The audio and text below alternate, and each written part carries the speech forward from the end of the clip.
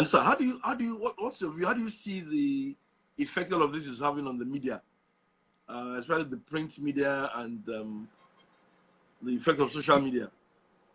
You see, part of the problem is that I don't know who is reading. Back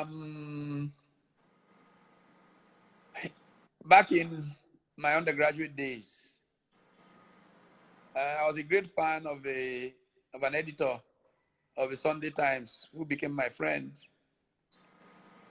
Blackballed.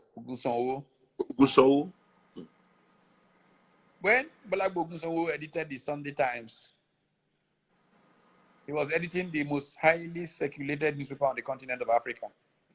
And most Sundays he would sell 700,000 copies of Sunday Times. When there is big news like a coup or something, Blackballed will sell 1.something million copies of the Sunday Times. I am not quite sure there's any magazine or newspaper that sells 50,000 copies today.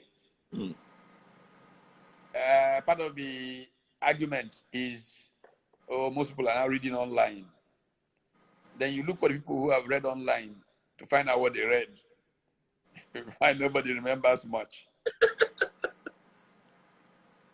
I think we're becoming an increasingly illiterate society that has given up on social participation. Everybody's on the hustle. Leave me alone. Let me just make enough money to buy my fancy car. Let me just make enough money to build my gated big house. And the public arena is being abandoned. Jurgen Habermas, a German philosopher, contemporary German philosopher, is generally referred to as the philosopher of the public sphere. Habermas's central thesis is that democracy and modernity are fundamentally defined by the possibilities of rational public conversation.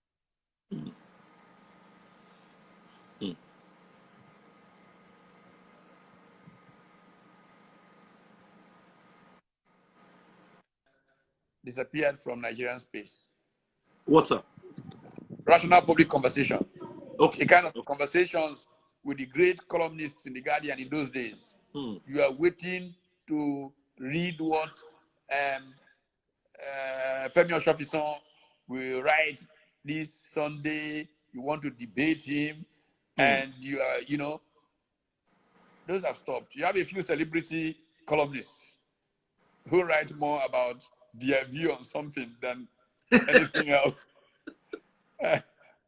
Then you have on Twitter and Facebook people who are just insulting each other without even understanding what they are talking about.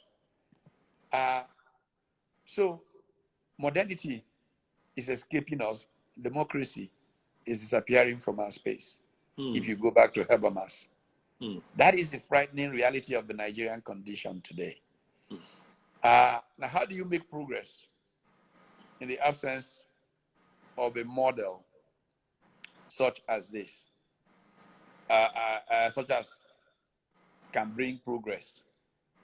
Okay, the two options you can look at today, if you don't believe in a democracy where there's rational public conversation, and by the way, even that democracy is under threat, even in the United States of America. Because, in the last 2-3 years, there are a number of interesting books written about where democracy is in America. There's a guy called David Runciman, who is head of politics at Cambridge, who's written the book, End of Democracy. Or Is This How Democracy Ends? I think is the title. There are two professors at Harvard,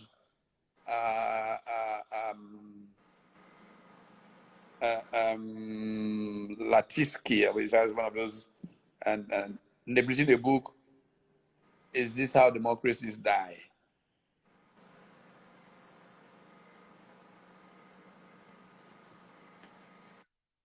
In the United States. But even if you go away from those challenges to democracy, which can probably heal, The other model that we see that is working is a merit-based model, strong merit-based model in the Chinese way. If you look at the way Chinese pick their leaders, in the strong emphasis on meritocracy. You look at Nigeria, we are neither a democratic model, nor are we a merit-driven model. So it means that we have no social organization form that is proven as a way of making progress. And that must tell you that your immediate future is a frightening one. I mean, right now in Nigeria, the dominant, the way people think is that anybody can do anything. Positions are seen as favors for appointment. Oga, just appoint me now. I can tell you something funny happened. I mean, not funny, but annoying. After Professor Ibrahim Gambari was named as chief of staff, people were calling up and down. He's a professor. You must know him. Everybody looking for what can be done. One guy called me all the way from Bayelsa. He had somehow interacted with me in some points in the politics. This guy probably didn't even pass USAT or something. And he calls me. He says, please now, if you can put in word for me for appointment. I say, appointment to what? He said, anything. I can be head of, some parastatal, I said, with what preparation? What? I was so angry. I shouted at him on the phone. He said, I can do it, sir. I said, shy. But that's what has happened to Nigeria. There is a democratization of mediocrity in our country. People don't believe that, just give me a position and let me collect whatever is coming from the position. I don't need to have any capacity to do it. That's sad. It's a tragedy. But that's where we have reached as a country. But are you somebody who believes that all of this is just a phase to pass through and move on to greater heights? I pray so. I hope so. I mean, I'm not a pessimist about things. I'm generally an optimistic person, which is why I continue struggling. I give an example often about the youth. That's why I am very interested in young people, and I try to mentor young people a great deal. I believe that young people save countries that are failing, partly because they are not invested in what went wrong. So it's easier for them to see a new future. And one of my favorite examples is from when I lived in the US. I lived in the US between 1978 and 1982. That was the period of the Carter presidency. Things went significantly wrong. Inflation went to 29%. Japanese companies were overtaking American companies left, right, and center in markets dominated. When I was living in the US, young people were from about March, their semester ends in May, working on their CVs, getting ready to go for interviews for jobs that were not there. Unemployment was going up, all kinds of issues. Of course, because of that, President Carter lost the election to Ronald Reagan. After the elections, Reagan tried to awaken the American spirit.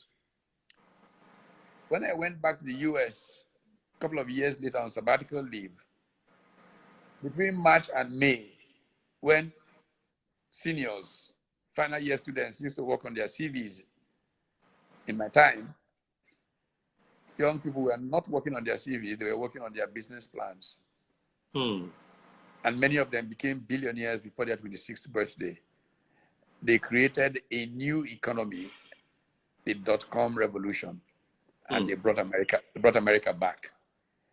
I somehow invested in the view that the youth of Nigeria, no matter all the bad names we call them, I meet so many of them, so smart, that I believe that if they find the right motivation, they can reinvent this country.